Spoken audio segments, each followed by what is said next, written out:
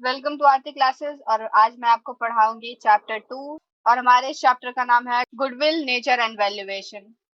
तो गुडविल होता क्या है? गुडविल पहली बात एक इंटेंजिबल एसेट है जिसको हम लोग ना देख सकते हैं ना छू सकते हैं। ठीक, इसमें क्या होता है कि जैसे ये एक तरीके का रेपुटेशन है कोई बिजनेस का। हम लोग ये समझ सकते हैं कि एक तरीके का कोई रेपुटेशन है। ठीक, जैसे कि हमें हमारे कुछ लोकल स्वीट शॉप होते हैं ना जो बहुत ज्यादा फेमस होते हैं। कैसे? जब जब किसी ब्रांड का नेम, जैसे नाइकी हो गया या कोई भी ऐसे ब्रांड का नेम है, वो फेमस है, तो इसका मतलब क्या है? वो उसके पास वो गुडविल है, वो उसका गुडविल काम कर रहा है। ठीक, उसको हम लोग गुडविल कहते हैं। मैं आपको इसका आगे मीनिंग बता देती हूँ। मीनिंग यहाँ क्या बोल रहा है? Goodwill is an intangible asset which places an enterprises at an advantage because of which the enterprises earns higher profit than normal profit. ये क्या बोल रहा है कि गुडविल एक इंटेंजिबल एसेट है जिसका एडवांटेज जो है ना वो बिजनेस को मिलता है।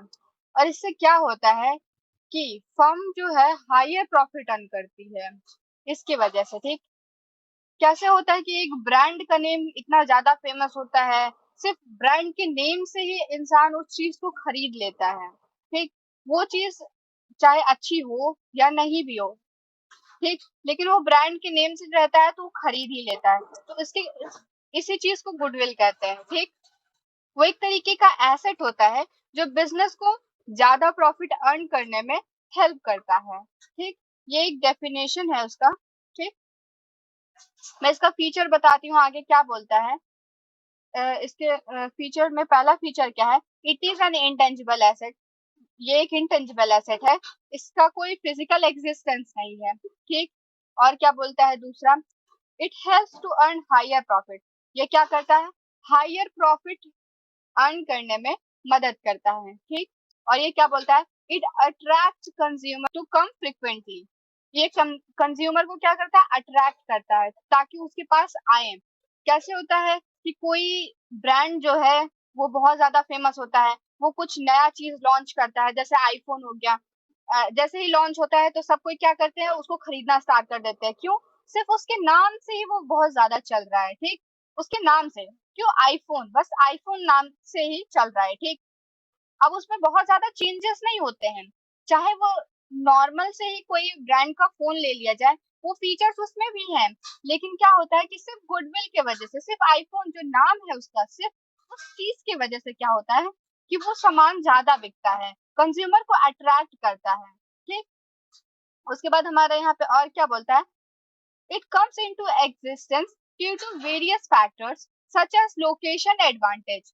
क्या होता है? ये एग्जिस्टेंस में किस वजह से आता है? ये कभी कभी क्या होता है कि लोकेशन एडवांटेज मिल जाता है कि कोई हमारे जैसे बेसिक से बोल सकते हैं कि चौक पे गए, वहां का क्या होता है कि लोकेशन पे वो हमारे सबसे ज्यादा पास में है कोई स्वीट शॉप। ठीक, तो वो क्या होता है कि वो उसको ज्यादा एडवांटेज मिलेगा जो थोड़ा बैकवर्ड एरिया में है। ठीक, तो लोकेशन से भी फर्क पड़ता है। उसके बाद क्या बोलता है? ट्रेडमार्क हो गया है या हो गया है कोई ब्रांड है, कोई ब्रांड का नेम चल रहा है कि मार्केट में आ रहा है, वो सारी चीजें क्या होती हैं कि वो गुडविल के अंदर आती हैं और वो सारी चीजें क्या करती है कि कस्टमर को अट्रैक्ट करने में मदद करती हैं। ठीक, अब हम लोग आगे देख लेते हैं कि क्या बोल रहा है। कि यहाँ पे बोल रहा है कि need for valuation of goodwill. किस वजह से हम लोग को वैल्यूएशन, मतलब जो हमारा कैलकुलेशन होता है कि हम लोग उसको एग्जिस्टेंस में दिखाएं कि जो हमारा गुडविल का वैल्यू है, मतलब मनी के टर्म में हम लोग को उसे कैलकुलेट करने की क्यों जरूरत पड़ती है। ठीक, पहली वजह है जो है वो क्या हो सकती है? जब पार्टनर्स है चेंज करे अपना क्या प्रॉफिट शेयरिंग रेशियो। ठीक, प्रॉफिट शेयरिंग रेशियो जब चेंज होता है तब क्या होता है कि ये एक तरीके का एसेट है, ये भी पार्टनर्स में उसी हिसाब से डिस्ट्रीब्यूट की जाती है। ठीक, एक प्रॉफिट की तरह इसको भी एक तरीके से डिस्ट्रीब्यूशन मान सकते हैं। ठीक, जब किसी पार्टनर को कोई दूसरा पार्टनर अपना प्रॉफिट शेयर देता है, या बोल सकते हैं कि बेच रहा है या कुछ भी कर रहा है, तो उस टाइम पे क्या होता है कि जो पार्टनर होता है उसको उस गुडविल का वैल्यू भी एक तरीके से ज्यादा मिलता है।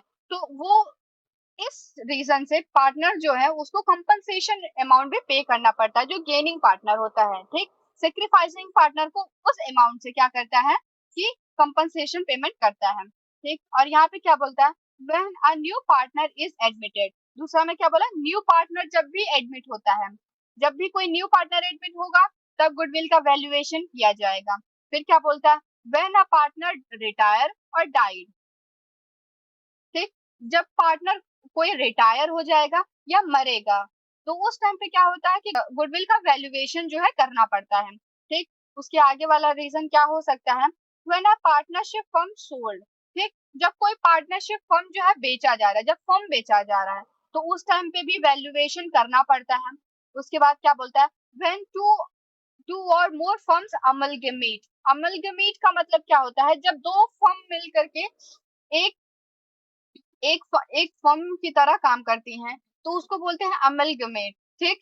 इस प्रोसेस को क्या बोलते हैं, अमलगमेशन। जैसे आप कंपनीज का नाम सुने होंगे, मारुति सुजुकी, मारुति एक अलग कंपनी है और सुजुकी एक अलग कंपनी है, पर वो अमलगमेट होकर के काम कर रही हैं तो उसी चीज को बोलते हैं अमलगमेट। ऐसे ही जब दो फर्म एक साथ मिलकर के काम करती हैं तो उस टाइम अमलगमेशन होता है और उस टाइम पे भी गुडविल का वैल्यूएशन करना पड़ता है, ठीक। उसके बाद क्या बोलता है, when a partnership is convert into a company, जब कोई पार्टनरशिप फर्म जो है कंपनी में कन्वर्ट होता है, ठीक, तब उस टाइम पे भी गुडविल का वैल्यूएशन करना पड़ता है, ओके। अब यहाँ पे क्या बोल रहा है, क्लासिफिकेशन ऑफ गुडविल का मतलब क्या होता है कि कितने तरीके का गुडविल होता है। पहला गुडविल क्या होता है, परचेज्ड गुडविल, और दूसरा क्या होता है, सेल्फ जनरेटेड गुडविल और नॉन परचेज्ड गुडविल, ठीक। सेल्फ जनरेटेड और नॉन परचेज्ड गुडविल क्या होता है, जब कोई फर्म खुद से मेहनत करके अपने फर्म का जो नाम है वो आगे बढ़ाए, ये खुद से जब गुडविल जनरेट करे तो उस चीज को क्या कहते हैं, सेल्फ जनरेटेड गुडविल और नॉन परचेज्ड गुडविल। और परचेज्ड गुडविल किसको कहते हैं, जब हम कोई फर्म खरीद रहे हैं तो उसके साथ फर्म का नाम भी आता है और साथ ही साथ उसका गुडविल भी आता है, उसके साथ अटैच्ड रहता है, तो उसको हम लोग क्या कहते हैं, परचेज्ड गुडविल, ठीक। परचेज्ड गुडविल यहाँ पे क्या बोल रहा है कि purchased goodwill is that goodwill for which the firm has paid consideration in cash or kind। Purchase goodwill वो गुडविल है जिसके लिए फर्म जो है कंसिडरेशन पे करती है, चाहे कैश में हो चाहे काइंड में हो, चाहे पैसे दे करके उसको खरीदे या कोई सामान दे करके, ठीक। यहाँ पे देख लेते हैं कि परचेज्ड गुडविल जो है उसको हम लोग किस तरीके से कैलकुलेट करके निकाल सकते हैं, ठीक। यहाँ पे एक एग्जांपल है, बोल रहा है कि XYZ limited acquired the business of Shiv limited, ठीक। XYZ जो लिमिटेड है उसने क्या किया है, शिव लिमिटेड का बिजनेस को एक्वायर कर लिया है। फॉर अ परचेज कंसिडरेशन, जो परचेज कंसिडरेशन है वो 5 लाख रुपए उन्होंने पे किया है, ठीक, चेक से, ठीक। उसके बाद क्या बोलता है, the asset acquired and liability taken over are, यहाँ पे क्या बोल रहा है, जो एसेट और लाइबिलिटी जो ली गई है वो यहाँ पे गिवन है। यहाँ पे क्या क्या लिया गया है, एसेट में है फर्नीचर, इन्वेंट्री और डेटर्स है, ठीक। तो फर्नीचर जो है वो 10,000 का है और इन्वेंट्री जो है 7,50,000 का है और डेटर्स जो है हमारे वो है 1,50,000, ठीक। ये वहां से लिया गया है। फिर क्या बोलता है, लाइबिलिटीज, लाइबिलिटीज में क्या है, क्रेडिटर्स हैं जो 5,20,000 के हैं। फिर सैलरी पेएबल है, ठीक, सैलरीज पेएबल है तो वो कितना है, 75,000, ठीक। आउटस्टैंडिंग एक्सपेंसेस हैं, ठीक, वो कितना है, 15,000। ये सारी चीजें दी गई हैं और क्या बोल रहा है, पास द नेसेसरी जर्नल एंट्रीज, क्या बोल रहा है, जर्नल एंट्री पास करने को, ठीक। पहले हम लोग इसका वर्किंग नोट में करेंगे, ठीक। हम लोग वर्किंग नोट में कैलकुलेट कर लेंगे कि एग्जैक्टली जो फर्म का वर्थ है वो कितना था, ठीक। तो हम लोग क्या करेंगे, जितना भी टोटल एसेट है, ठीक, टोटल एसेट को क्या कर देंगे, ऐड कर देंगे और उसमें से फिर क्या करेंगे, लाइबिलिटीज जितनी है उनको डिडक्ट कर देंगे, ठीक। पहला एसेट क्या था, फर्नीचर, फर्नीचर कितने का था, 10,000 रुपीज। फिर क्या था, इन्वेंट्री, इन्वेंट्री को भी ऐड करना है। फिर डेटर्स था, उसको ऐड कर लेंगे, उसका टोटल निकाल लेंगे। अब इसमें से क्या करेंगे, सारे की सारी लाइबिलिटीज जो है उसको लेस कर देंगे, ठीक। जब लेस कर देंगे तो ये हमारा क्या आ जाएगा, फर्म का वर्थ आ जाएगा, ठीक। इतना रुपए पे करना था, पर जो हमारा कंसिडरेशन अमाउंट था वो कितना था, कंसिडरेशन अमाउंट कितना था, 5 लाख रुपीज था, ठीक। 5 लाख रुपीज था और इसके बाद जो फर्म का वर्थ था वो कितना था, 3 लाख रुपीज। तो हम लोग क्या करेंगे, कंसिडरेशन अमाउंट से जो फर्म का वर्थ है उसको माइनस कर देंगे, तो हमारे पास जो अमाउंट आएगा इस चीज को कहते हैं वैल्यू ऑफ गुडविल। ठीक, उसका जो गुडविल था उसके लिए पेमेंट किया गया था 2 लाख रुपीज। ठीक, अब इसका जब हम लोग जर्नल एंट्री पास करेंगे तो कुछ इस तरीके से होगा। जो पहली जर्नल एंट्री होने वाली है, पहले हम लोग क्या कर देंगे, सारे जितने भी एसेट्स थे उसको डेबिट कर देंगे। ठीक, हमारे पास एसेट क्या क्या थे, फर्नीचर था, इन्वेंट्री था, डेटर्स था, और उसके बाद हम लोगों ने वर्किंग नोट में करके देख लिया था, गुडविल भी आ गया। ठीक, ये सारी चीजें हम लोग दिखाएंगे। ठीक, बुक में ये सारी चीजें हम लोग दिखाएंगे, और उसके बाद क्या कर देंगे, फिर हम लोग क्रेडिट कर देंगे सारे लाइबिलिटीज को। ठीक, शिव लिमिटेड इसलिए हम लोग यहाँ पे डाल रहे हैं शिव लिमिटेड अमाउंट, क्योंकि हम लोग क्या करेंगे, बैंक से पेमेंट करेंगे, तो हम लोग यहाँ डायरेक्ट बैंक नहीं कर सकते हैं। तो हम जो हमारा यहाँ वेंडर है हम लोग उसका नेम डालेंगे, उसके बाद फिर क्या करेंगे, हम लोग बैंक से इसको पेमेंट करेंगे। ठीक, चेक से पेमेंट कर दे रहे हैं 5 लाख रुपीज का। ओके, अब हम लोग आगे का देख लेते हैं कि सेल्फ जनरेटेड गुडविल जो होता है इसका वैल्यूएशन करना हम लोग को सीखना है, जो हमारे एग्जाम्स में भी आते हैं, तो इसी इसी से रिलेटेड क्वेश्चंस होते हैं। ठीक, तो यहाँ पे क्या बोल रहा है, सेल्फ जनरेटेड गुडविल और नॉन परचेज गुडविल क्या होता है। Self generated goodwill is an internally generated goodwill which arises from a number of factors। बहुत सारे फैक्टर्स की वजह से arise होती हैं, जैसे मैंने आपको शुरू में बताया था, फेवरेबल लोकेशन हो गया, इफेक्टिव मैनेजमेंट हो गया है, या प्रोडक्ट की क्वालिटी हो गई है, या कोई कनेक्शन है उससे भी। ठीक, उन सारी चीजों से भी होता है। ठीक, और ये काफी लंबे समय जैसे बिजनेस को रन करते हो गया है, उससे भी धीरे धीरे क्या होता है कि गुडविल अपना बन जाता है, तो वो क्या मदद करता है, हायर प्रॉफिट अर्न करने में मदद करता है। तो इसका वैल्यूएशन किस तरीके से होता है, इसका वैल्यूएशन करने का ना जो मेथड है वो क्या है, पहला मेथड जो होता है वो एवरेज प्रॉफिट मेथड है। ठीक, एवरेज प्रॉफिट मेथड, उसके बाद क्या बोलता है कि सुपर प्रॉफिट मेथड है, फिर क्या है, कैपिटलाइजेशन मेथड। कैपिटलाइजेशन मेथड के अंदर भी दो मेथड हैं, capitalisation of average profit method और capitalisation of super profit method. ठीक, यहाँ पे क्या एक चीज मैं बता दूं कि यहाँ पे मैक्सिमम टाइम जो एग्जाम्स में ज्यादातर पूछे जाते हैं वो सुपर प्रॉफिट से रिलेटेड होते हैं। अब चाहे कैपिटलाइजेशन ऑफ सुपर प्रॉफिट हो या सिर्फ सुपर प्रॉफिट हो, ये ज्यादातर क्वेश्चन सुपर प्रॉफिट से ही रिलेटेड आते हैं। ठीक, यहाँ पे आगे हम लोग देख लेते हैं एवरेज प्रॉफिट मेथड क्या बोलता है। यहाँ पे ना हम लोग फॉर्मूला मैं आपको सिर्फ बताती हूँ, क्योंकि यहाँ के थ्योरीज में कुछ नहीं आते हैं। ठीक, थ्योरीज में कुछ पूछा ही नहीं जाता है मैक्सिमम टाइम पे, सिर्फ इसके प्रैक्टिकल्स आते हैं। ठीक, तो मैं आपको इसका फॉर्मूला बता देती हूँ। सिंपल एवरेज प्रॉफिट मेथड का जो फॉर्मूला होता है वो होता है average normal profit, average normal profit into number of years purchase. ये मैं आपको जब करके दिखाऊंगी ना तब समझ में आएगा। और नंबर ऑफ इयर्स परचेज का मतलब क्या होता है पहले मैं वो बता दी। ये बताता है, यहाँ पे मैंने नोट में भी लिखा है कि यहाँ पे बोल रहा है कि number of years purchase means the number of years for which the firm likely to earn similar profit after changing the ownership। ठीक, ये बोल रहा है कि कितना आने वाले आगे सालों में भी सिमिलर प्रॉफिट अर्न करने में मदद करेगा, क्योंकि पास्ट में जो हमारे एफर्ट्स डाले गए हैं उसकी वजह से। ठीक, यहाँ पे मैं पहले बताऊंगी कि एवरेज नॉर्मल प्रॉफिट जो होता है वो कैसे कैलकुलेट करते हैं। ठीक, उसके बाद नंबर ऑफ ईयर परचेज जो होते हैं वो गिवन होते हैं हमारे क्वेश्चंस में। ठीक, यहाँ पे एक एग्जांपल है, क्या बोल रहा है, mister X purchased a business of mister Y. ठीक, मिस्टर एक्स है जो वो क्या कर रहा है, वाई का बिजनेस परचेज कर रहा है 1 अप्रैल 2023 को। ठीक, it was agreed that the firm's goodwill will be valued at 2 years purchase। देखो यहाँ पे 2 years purchase लिख दिया है ना, ये 2 years यहाँ पे याद रखना है। ठीक, 2 years purchase of average normal profit, क्या बोल रहा है, average normal profit of last 3 years, last 3 सालों के एवरेज नॉर्मल प्रॉफिट को से कैलकुलेट करना है क्या, गुडविल को। ठीक, उसके बाद यहाँ पे हमारा 3 साल का जो प्रॉफिट है वो दे रखा है, तो यहाँ पे क्या बोल रहा है कि जो 2021 में है वो प्रॉफिट 1 लाख रुपए है, पर इंक्लूडिंग एबनॉर्मल गेन है। क्या है, एबनॉर्मल गेन है। जब भी कहीं एबनॉर्मल गेन हो, एबनॉर्मल लॉस हो, उस चीज को क्या कर देंगे, जब गेन रहेगा तब माइनस कर देंगे, और जब लॉस रहेगा कि एबनॉर्मल लॉस था उसको हम लोगों ने क्या कर पिछले ईयर में चार्ज किया था, तो अब क्या कर देंगे हम लोग वापस से उसको ऐड कर देंगे। ठीक, क्योंकि उसमें बिजनेस की गलती नहीं रहती है उस तरीके से। ठीक, क्योंकि अब जैसे कि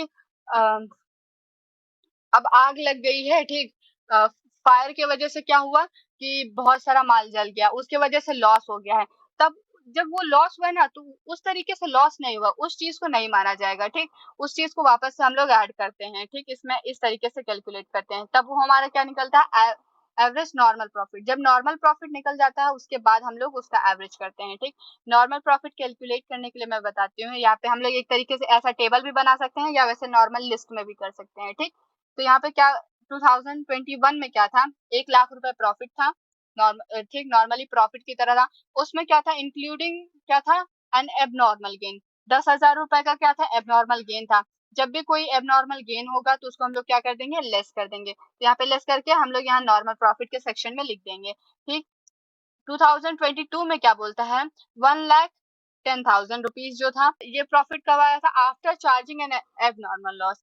क्या किया गया है, 20,000 का एबनॉर्मल लॉस था, उसको चार्ज करने के बाद 1,10,000 रुपीज आया था।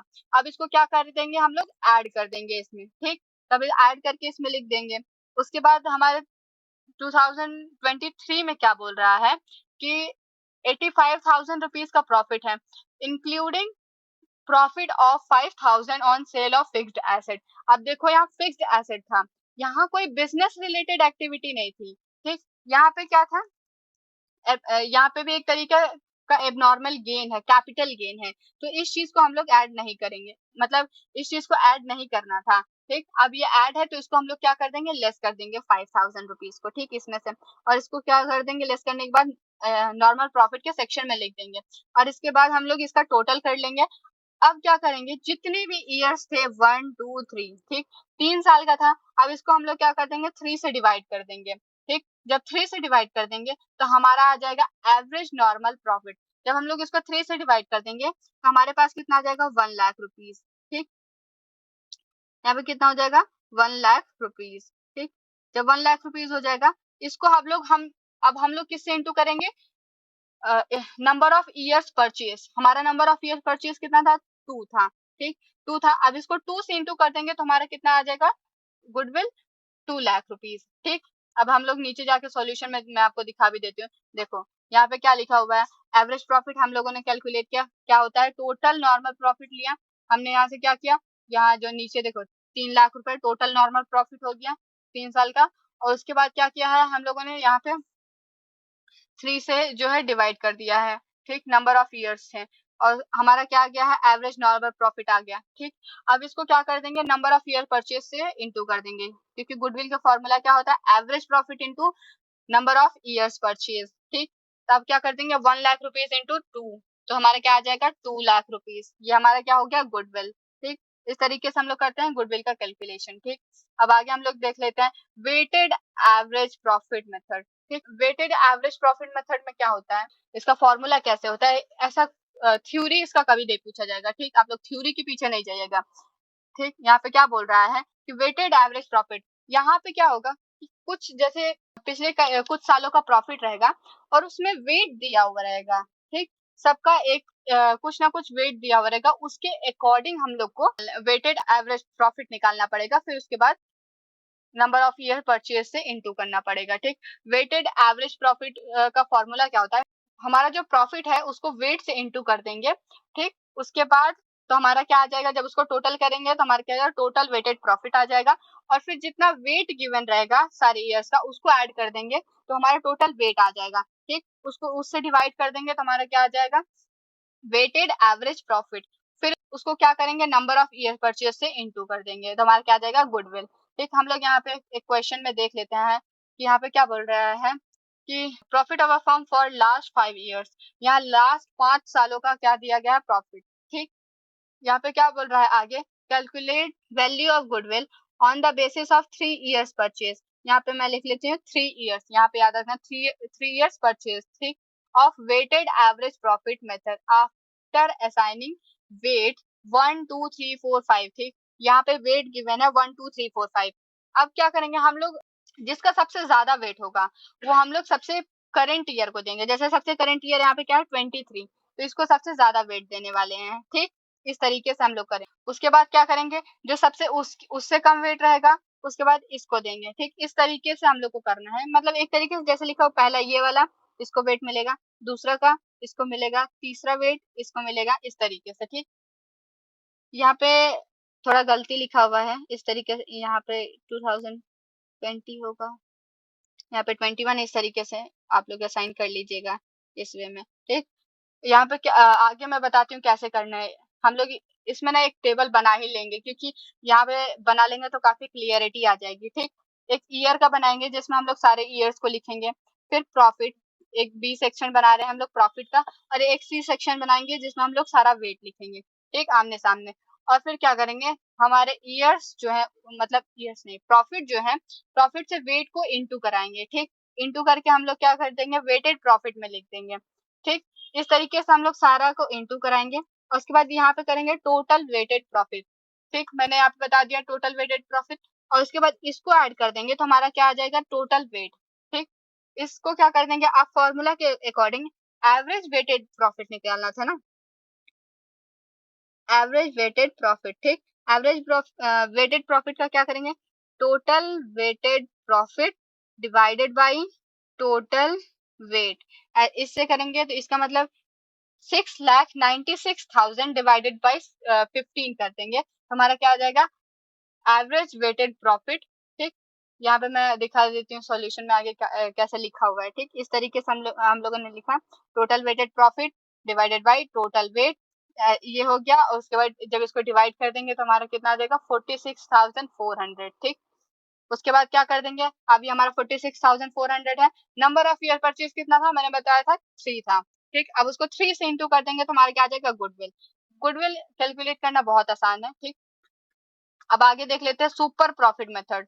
ठीक, सुपर प्रॉफिट मेथड में क्या है, इसका भी फॉर्मूला देख लेते हैं। सुपर प्रॉफिट कैलकुलेट करने का इसका फॉर्मूला क्या होता है गुडविल का, super profit into number of year purchase. Number of year purchase मैंने बताया। अब सुपर प्रॉफिट कैसे निकलता है, सुपर प्रॉफिट निकालने के लिए नॉर्मल प्रॉफिट क्या होता है, नॉर्मल प्रॉफिट में ना हमारा क्या होता है, capital employed into normal rate of return. ठीक, capital employed into normal rate of return divided by 100। ठीक, कैपिटल एम्प्लॉयड कैसे निकलता है मैं आपको बता देती हूँ। कैपिटल एम्प्लॉयड जो है निकालने के दो तरीके होते हैं। ठीक, पहला है लाइबिलिटी साइड अप्रोच, उसके बाद दूसरा है एसेट साइड अप्रोच। ठीक, आपको क्वेश्चन के अकॉर्डिंग देखना पड़ेगा कि कौन सा अप्रोच लगने वाला है। ठीक, क्वेश्चन में जो गिवन रहेगा उसके अकॉर्डिंग आपको ये लगा करके निकालना है। ठीक, तो लाइबिलिटी साइड अप्रोच में क्या होता है कि कैपिटल होता है, कैपिटल में रिजर्व प्लस करेंगे। ठीक, और उसमें से माइनस करेंगे अगर कोई गुडविल रहा बुक में तो। ठीक, अगर कोई गुडविल रहा बुक में वो माइनस कर देंगे, कोई फिक्टिशियस एसेट रहा उसको भी हम लोग लेस कर देंगे, फिर कोई नन ट्रेड इन्वेस्टमेंट रहा इसको भी हम लोग लेस कर देंगे। ठीक, ये जो तीन चीज है ना, ये तीन एडजस्टमेंट टाइप का समझ लीजिए, ये बहुत ज्यादा जरूरी है, क्योंकि ये ना एसेट साइड अप्रोच में भी आता है। ठीक, एसेट साइड अप्रोच में क्या बोलता है, टोटल एसेट ले लेंगे, किसके अलावा, गुडविल, नॉन ट्रेड इन्वेस्टमेंट या कोई फिक्टिशियस एसेट आ गया ना तीनों, इसके अलावा अगर कोई, अगर ये है तो माइनस कर देंगे। ठीक, उसके अंदर, और उसके बाद आउटसाइड लाइबिलिटीज को भी हम लोग इसमें क्या कर देंगे, माइनस कर देंगे तो हमारा क्या आ जाएगा, कैपिटल एम्प्लॉयड। फिर नॉर्मल रेट ऑफ रिटर्न जो है वो हमारे क्वेश्चन में गिवन रहेगा, और उसके बाद इंटू कर देंगे 100 से तो हमारा आ जाएगा क्या, नॉर्मल प्रॉफिट। ठीक, अब हम लोग क्वेश्चन में आगे देख लेते हैं, एक एग्जांपल हम लोग सॉल्व कर लेते हैं कि यहाँ पे बोल रहा है hitech India has assets of 5 lakh, whereas liability जो है कितना है, पार्टनर्स का कैपिटल, ये सारी क्या है, इंटरनल लाइबिलिटी, इंटरनल लाइबिलिटी है। ठीक, तो पार्टनर्स का जो कैपिटल है वो कितना है, 3,50,000। फिर जनरल जनरल रिजर्व है कितना, 60,000। सन्ड्री क्रेडिटर्स, ये क्या हो गया, आउटसाइड लाइबिलिटी। ठीक, उसके बाद क्या बोल रहा है, if normal rate of return, normal rate of return कितना बोला है, 10%। ठीक, and normal profit for the year is 90,000। ठीक, नॉर्मल प्रॉफिट कितना है, 90,000 रुपीज दिया हुआ है, और नंबर ऑफ ईयर परचेज कितना दिया है, 2 ईयर्स का नंबर ऑफ परचेज दिया। हम लोग को क्या बोल रहा है, गुडविल कैलकुलेट करना है। ठीक, तो किस मेथड से करने वाले हैं, सुपर प्रॉफिट मेथड। ठीक, सुपर प्रॉफिट मेथड में क्या होता है, हम लोग यहाँ पहले आपको फॉर्मूला बताती हूँ। ठीक, गुडविल हो गया, गुडविल में क्या करते हैं, super profit into number of years purchase. ठीक, यहाँ पे क्या हो गया, नंबर ऑफ ईयर्स परचेज हो गया। सुपर प्रॉफिट कैसे निकलेगा, सुपर प्रॉफिट का फॉर्मूला क्या होता है, super profit average profit minus normal profit. ठीक, यहाँ पे एवरेज प्रॉफिट गिवन है, यहाँ पे नॉर्मल प्रॉफिट करके लिखा हुआ है ना। अब हम लोग को तो पता ही नहीं कि कितने ईयर्स है, तो हम लोग क्या कर देंगे, इसी को हम लोग एवरेज प्रॉफिट मान के चलेंगे। ठीक, फिर यहाँ पे नॉर्मल प्रॉफिट कैलकुलेट करना पड़ेगा। ठीक, नॉर्मल प्रॉफिट कैलकुलेट करने का क्या फॉर्मूला है, capital employed into normal rate of return divided by 100। Normal rate of return कितना है, 10 है, तो यहाँ मैं 10 लिख देती हूँ। ठीक, यहाँ 10 हो गया, तो इसको इससे कट करेंगे। और कैपिटल एम्प्लॉयड पहले निकालना पड़ेगा। ठीक, कैपिटल एम्प्लॉयड निकालने के लिए हमारे पास क्या दिया हुआ है, एसेट दिया हुआ है, तो एसेट साइड अप्रोच हम लोग लगा देते हैं। ठीक, एसेट साइड अप्रोच में क्या बोलता है कि जितना टोटल एसेट है एक्सक्लूडिंग क्या, गुडविल अगर कोई है बुक्स में वो, उसके बाद फिर क्या बोलता है कि कोई फिक्टिशियस एसेट है तो, या नॉन ट्रेड इन्वेस्टमेंट उसके अलावा। उसके बाद फिर हम लोग क्या माइनस कर देंगे, आउटसाइड लाइबिलिटी। यहाँ पे आउटसाइड लाइबिलिटी क्या है, सन्ड्री क्रेडिटर्स 90,000 का। ठीक, 90,000 क्या क्या है, सन्ड्री क्रेडिटर्स। तो टोटल एसेट में से क्या माइनस कर देंगे, 90,000। तो 5 लाख में से 90,000 माइनस करेंगे तो क्या आ जाएगा, 4,01,000। अब हम लोग ना लाइबिलिटी साइड अप्रोच से भी कर सकते थे। ठीक, तो क्या बोल रहा था कि कैपिटल कैपिटल सारा है उसको कैपिटल में क्या प्लस करेंगे, रिजर्व को। ठीक, रिजर्व प्लस करेंगे, और उसके बाद माइनस क्या क्या क्या क्या चीज करना था कि अगर कोई गुडविल है फर्म में वो चीज माइनस कर देंगे, कोई नॉन ट्रेड इन्वेस्टमेंट है उस चीज को माइनस कर देंगे, और कोई फिक्टिशियस एसेट है उस चीज को माइनस कर देंगे। ठीक, तो यहाँ पे कोई fictitious asset, non trade investment या कोई गुडविल बुक्स में नहीं है। ठीक, तो हम लोग क्या कर देंगे, यहाँ पे एक रिजर्व दिया हुआ है, जनरल रिजर्व। तो हमारा जो कैपिटल है वो कितना है, 3,50,000। ठीक, 3,50,000 में जनरल रिजर्व को प्लस कर देंगे तो हमारा आ जाएगा क्या, कैपिटल एम्प्लॉयड। ठीक, यहाँ पे क्या हुआ है, दोनों अप्रोचेस से दिखाया हुआ है। ठीक, अब आगे देख लेते हैं, कैपिटल एम्प्लॉयड तो निकल गया। तो अब नॉर्मल प्रॉफिट निकालने के लिए क्या करना है, capital employed into normal rate of return जो 10 था डिवाइडेड बाय 100, तो हमारा कितना आ जाएगा, 41,000 रुपीज। ठीक, 41,000 क्या आ गया है, नॉर्मल प्रॉफिट। अब एवरेज प्रॉफिट जो है हमारा कितना है, 60,000 रुपीज। 60,000 में से माइनस कर देंगे क्या, 41,000 को, तो ये हमारा कितना आ जाएगा, सुपर प्रॉफिट। अब सुपर प्रॉफिट आ गया है तो क्या कर देंगे, नंबर ऑफ ईयर परचेज से इंटू कर देंगे तो हमारा आ जाएगा गुडविल। ठीक, इस तरीके से हम लोग कैलकुलेट करते हैं। फिर आगे चल के हम लोग देख लेते हैं, यहाँ पे क्या बोला है, कैपिटलाइजेशन मेथड। ठीक, कैपिटलाइजेशन मेथड में दो तरीका मैंने बताया था, एक एवरेज प्रॉफिट मेथड और एक capitalisation of super profit method. ठीक, तो इसमें क्या होता है, पहले बिजनेस का एवरेज प्रॉफिट निकालना पड़ता है। ठीक, एवरेज प्रॉफिट निकालेंगे। पहली बात, इसका जो फॉर्मूला होता है, इस तरीके से जब हम लोग गुडविल निकालते हैं तो इसका फॉर्मूला होता है कैपिटलाइज्ड वैल्यू ऑफ बिजनेस। ठीक, कैपिटलाइज्ड वैल्यू ऑफ बिजनेस निकालेंगे, उसमें से नेट एसेट को ही हम लोग क्या बोलते हैं, कैपिटल एम्प्लॉयड। ठीक, कैपिटल एम्प्लॉयड। ठीक, उसके बाद क्या बोलते हैं, कैपिटलाइज्ड वैल्यू ऑफ बिजनेस हम लोग कैसे निकालते हैं, average profit into 100 divided by normal rate of return. ठीक, इस तरीके से हम लोग निकालते हैं कैपिटलाइज्ड वैल्यू ऑफ प्रॉफिट। ठीक, अब यहाँ पे एक सवाल है उसको देख लेते हैं जो 2022 में आ भी चुका है। ठीक, यहाँ पे क्या बोलता है, Yash and Karan were partners in an interior designer firm. ठीक, यश और करण जो है एक इंटीरियर डिजाइनर फर्म के पार्टनर्स हैं। इनका जो फिक्स कैपिटल है वो कितना है, 6 लाख एंड 4 लाख रुपीज। ठीक, 6 लाख और 4 लाख रुपीज है। और उसके बाद क्या बोल रहा है, there were a credit balance in current account. इनका जो क्रेडिट बैलेंस है करंट अकाउंट का वो भी गिवन है, 4 लाख और 5 लाख रुपए गिवन है। ठीक, the firm has a balance of 1 lakh rupees in general reserve. General reserve में भी 1 लाख रुपए है। उसके बाद क्या बोलते हैं, the firm did not have any liability. Firm के पास कोई भी लाइबिलिटी नहीं है। दे एडमिटेड राधिका, क्या किया गया है, राधिका को एडमिट किया गया है 1/4 शेयर के लिए। ठीक, उसके बाद क्या बोलता है, average profit of the firm last 5 years. Last 5 years का एवरेज प्रॉफिट कितना है, 5 लाख रुपीज। ठीक, उसके बाद क्या बोलता है, calculate value of goodwill of the firm by capitalisation of average profit method. Average profit method से हम लोग क्या कैलकुलेट करना है, गुडविल कैलकुलेट करना है। The normal rate of return in the business is 10%। जो नॉर्मल रेट ऑफ रिटर्न है वो कितना है, 10% है। ठीक, अब हम लोग को क्या करना है कि कैपिटलाइज्ड वैल्यू ऑफ बिजनेस निकालना है। तो कैपिटलाइज्ड वैल्यू ऑफ बिजनेस का क्या फॉर्मूला होता है कि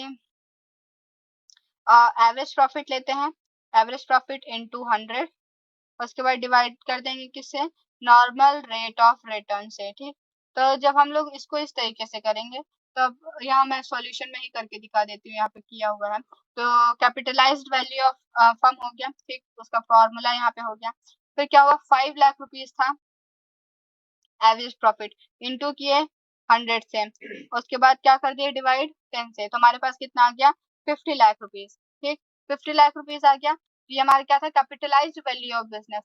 अब हमको क्या चाहिए था, फॉर्मूला क्या होता है पहली बात इसका, capitalised value of business minus net asset, और नेट एसेट को ही हम लोग क्या बोलते हैं, कैपिटल एम्प्लॉयड। तो कैपिटल एम्प्लॉयड के लिए यहाँ पे क्या क्या चीज दिया गया था, देखिए यहाँ पे क्या था, जो पार्टनर्स है उनका फिक्स्ड कैपिटल था, तो इसलिए जो कैपिटल अकाउंट और करंट अकाउंट है दोनों का बैलेंस गिवन है, और उसके बाद यहाँ पे 1 लाख रुपए क्या जनरल रिजर्व का गिवन है। तो हम क्या कर देंगे, ये सारी चीजें ऐड कर देंगे, तो हमारा क्या आ जाएगा, कैपिटल एम्प्लॉयड। तो कैपिटल एम्प्लॉयड कितने का आ गया, 20 लाख रुपीज। ठीक, अब क्या कर देंगे हम लोग, फॉर्मूला पे इसको पुट कर देंगे, तो हमारा आ जाएगा कितना, 30 लाख रुपीज बिजनेस का गुडविल आ जाएगा। ठीक, इस तरीके से हम लोग इसको कैलकुलेट करना जान गया। अब हम लोग क्या बोलते देख लेते हैं capitalisation of super profit method. Capitalisation of super profit method से हम लोग किस तरीके से कैलकुलेट करते हैं, तो इसका फॉर्मूला क्या होता है, super profit into 100 divided by normal rate of return. इसका ये बहुत ही इजी है, बहुत ही इजी है। ठीक, इसको कैसे करना है, सुपर प्रॉफिट तो मैंने पहले भी बताया था, average profit minus normal profit. Normal profit का फॉर्मूला होता है capital employed into normal rate of return divided by 100। ठीक, अब इसका एक बार क्वेश्चन देख लेते हैं, क्वेश्चन में क्या बोलता है, ये दिल्ली 2011 में आ चुका है पहले भी। तो यहाँ पे क्या बोल रहा है, a business has earned average profit जो है बिजनेस ने कितना किया है, 1 लाख रुपीज। ठीक, ड्यूरिंग द लास्ट 5 ईयर्स, ठीक, लास्ट 5 सालों में इतना किया है। ठीक, उसके बाद क्या बोलता है, and the normal rate of return in similar business. तो क्या बोल रहा है, इस बिजनेस का जो नॉर्मल रेट ऑफ रिटर्न है वो 10% है। ठीक, find out the value of goodwill by capitalisation of super profit method. ठीक, यहाँ पे क्या बोला, capitalisation of super profit method का यूज करते हुए हम लोग को गुडविल कैलकुलेट करना है। यहाँ पे कुछ और भी चीज दिया हुआ है, जो एसेट है वो बिजनेस का वो कितना है, 10 लाख रुपीज, और जो एक्सटर्नल यानी आउटसाइड लाइबिलिटी है वो कितना है, 1,80,000। ठीक, तो हम लोग यहाँ देख लेते हैं सॉल्यूशन हम लोग किस तरीके से बनाएंगे। पहले तो हम लोग कैपिटल एम्प्लॉयड निकाल लेते हैं, क्योंकि कैपिटल एम्प्लॉयड हम लोग क्यों निकाल रहे हैं, ताकि हम लोग निकाल सके नॉर्मल प्रॉफिट। ठीक, नॉर्मल प्रॉफिट निकालने के बाद ही हम लोग एवरेज प्रॉफिट से माइनस करके सुपर प्रॉफिट निकाल पाएंगे। ठीक, तो यहाँ पे क्या करते हैं हम लोग, कैपिटल एम्प्लॉयड निकालने के लिए हम लोग कौन सा फॉर्मूला यूज करेंगे, एसेट साइड अप्रोच का इस्तेमाल करेंगे। ठीक, क्या फॉर्मूला है उसका, all assets excluding goodwill, non trade investment और फिक्टिशियस एसेट। ठीक, और उसके बाद क्या कर देंगे, माइनस कर देंगे आउटसाइड लाइबिलिटी से। अब आउटसाइड लाइबिलिटी कितना था, 1,80,000। अब उसमें से माइनस कर देंगे तो हमारा कितना आ जाएगा, 8,20,000 रुपीज आ जाएगा कैपिटल एम्प्लॉयड। नॉर्मल प्रॉफिट को कैसे कैलकुलेट करेंगे, हमारे पास कैपिटल एम्प्लॉयड आ गया, नॉर्मल रेट ऑफ रिटर्न कितना गिवन था, 10 था। ठीक, अब इसको कैलकुलेट करेंगे तो हमारा आ जाएगा 82,000 रुपीज। ठीक, 82,000 रुपीज हमारा आ गया नॉर्मल प्रॉफिट। अब एवरेज प्रॉफिट है जो हमारा क्वेश्चन में गिवन था। ठीक, क्वेश्चन में गिवन था एवरेज प्रॉफिट 1 लाख रुपीज, यहाँ पे देख लीजिए। ठीक, 1 लाख में से माइनस कर देंगे तो हमारे पास कितना आ जाएगा, 1 लाख माइनस 82,000, तो हमारा कितना आ जाएगा, 18,000 रुपीज आ जाएगा। ठीक, capitalisation of super profit method का जो हमारे पास फॉर्मूला है वो क्या है, super profit into 100 divided by normal rate of return. ठीक, तो सुपर प्रॉफिट हमने निकाल लिया 18,000। ठीक, 18,000 हम लोगों ने यहाँ पुट किया, 100 से इंटू करना था और डिवाइड किससे करना था, नॉर्मल रेट ऑफ रिटर्न से। नॉर्मल रेट ऑफ रिटर्न कितना है, 10%। ठीक, उसके बाद जब इसको सॉल्व करेंगे तो हमारा आ जाएगा 1,80,000 रुपीज। ठीक, 1,80,000 क्या आ गया, बिजनेस का गुडविल। ठीक, अब हमारा यहीं पे चैप्टर खत्म होता है, बस इस वन शॉट में बस इतना ही। ठीक, मिलते हैं नेक्स्ट वीडियो में।